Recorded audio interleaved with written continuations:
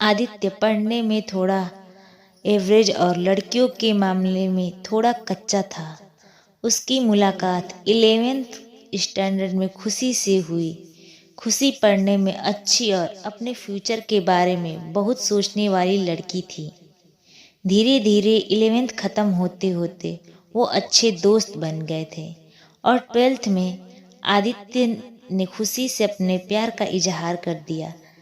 लेकिन खुशी ने इनकार करते हुए बड़े प्यार से उसे समझाया कि जिससे हम दोनों की ज़िंदगी खराब हो जाएगी, क्योंकि हम नहीं क्लास में पढ़ाई कर पाएंगे और ना ही घर पे। आदित्य को खुशी की बात थोड़ी बुरी लगी, लेकिन फिर उसे समझ में आ गया कि खुशी सही कह रही है और उससे अपने फ्यूचर और पढ़ाई पर फोकस करना शुरू कर दिया।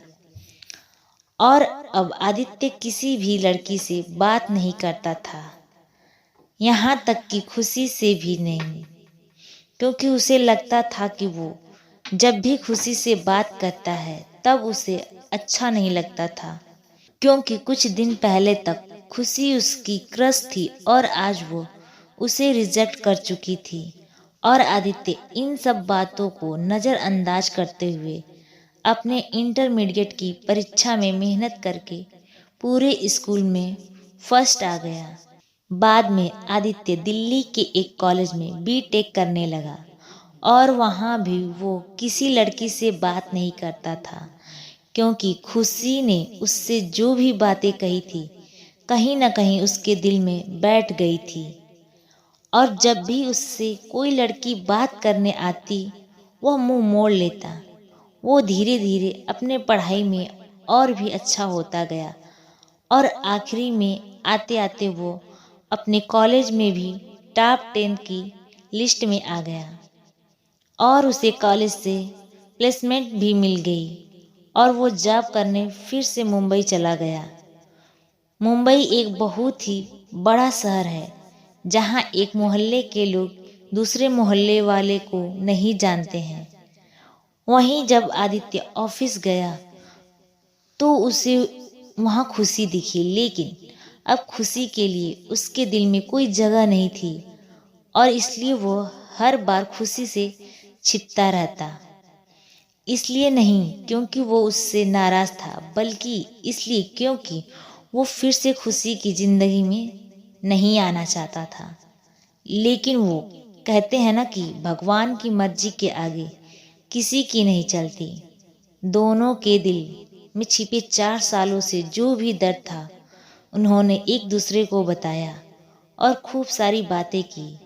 खुशी ने उससे बिछड़ने के बाद अपने सफ़र के बारे में बताया और आदित्य से उसके बारे में पूछा, जिसके बाद आदित्य को कहीं न कहीं लगने लगा था कि खुशी गलत नहीं थी और आदित्य को फिर से खुशी से प्यार हो जाता है।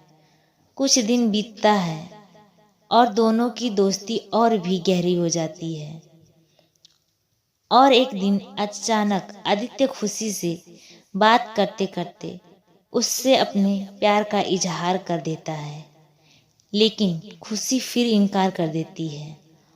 और जब आदित्य उससे इसकी वजह पूछता है तो वो बताती है कि उसकी शादी तय हो गई है और 1 महीने बाद वो ये जॉब छोड़ देगी। जब ये बात आदित्य को पता चली तो वो एक बार फिर टूट गया, जिसके बाद वो अपने आप को संभाल नहीं पाया और एक चिट्ठी खुशी के लिए छोड़कर चला गया। और खुशी उस खत को पढ़ती है जिसमें लिखा था, मेरी प्यारी खुशी, मैं तुमसे बहुत प्यार करता हूँ, लेकिन शायद तुम मेरी ज़िंदगी में नहीं हो, इसलिए तो मैंने तुम्हें 2-2 बार खोया है। कोई भी इंसान इतना बदनसीब कैसे हो सकता है कि अपने प्यार को 2 बार खोए। मैं नहीं जानता कि मैं तुमसे दूर रह के जी पाऊंगा कि नहीं, लेकिन अगर तुम्हें किसी और से शादी करते देख लूँगा तो पक्का जी नहीं पाऊंगा।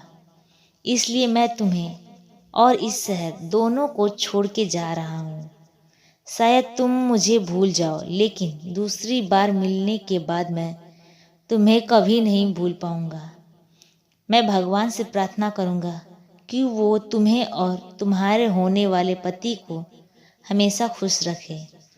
तुम्हारा प्यार आदित्य। एक दिन ऑफिस के कैंटीन में खुशी ने आदित्य को देख लिया और उसके पास जाकर उससे बातें करने लगी। आदित्य के पास भी खुशी से बात करने के अलावा और कोई विकल्प नहीं था। खत पढ़ने के बाद खुशी रोने लगी और आदित्य को बहुत ढूंढा पर वो कहीं भी नहीं मिला। और बाद में खुशी ने अपने परिवार की खुशी के लिए अभिषेक से शादी कर ली। लेकिन खुशी को आज भी ये बात हमेशा सताती रहती है कि आदित्य कहाँ होगा, किस हाल में होगा।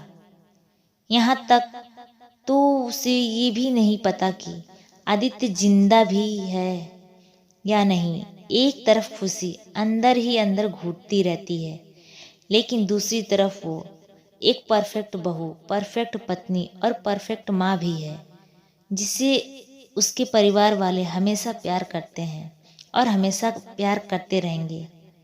हमें ये तो नहीं पता कि खुशी ने 12th स्टैंडर्ड में जॉब टाइम पर आदित्य को ठुकरा के गलत किया या सही, लेकिन आदित्य ने ये साबित कर दिया कि वो खुशी से सच्चा प्यार करता था। और इस बात का एहसास शायद अब खुशी को भी हो चुका था और इसलिए शायद आज तक खुशी अपने आप को माफ़ नहीं कर पाई।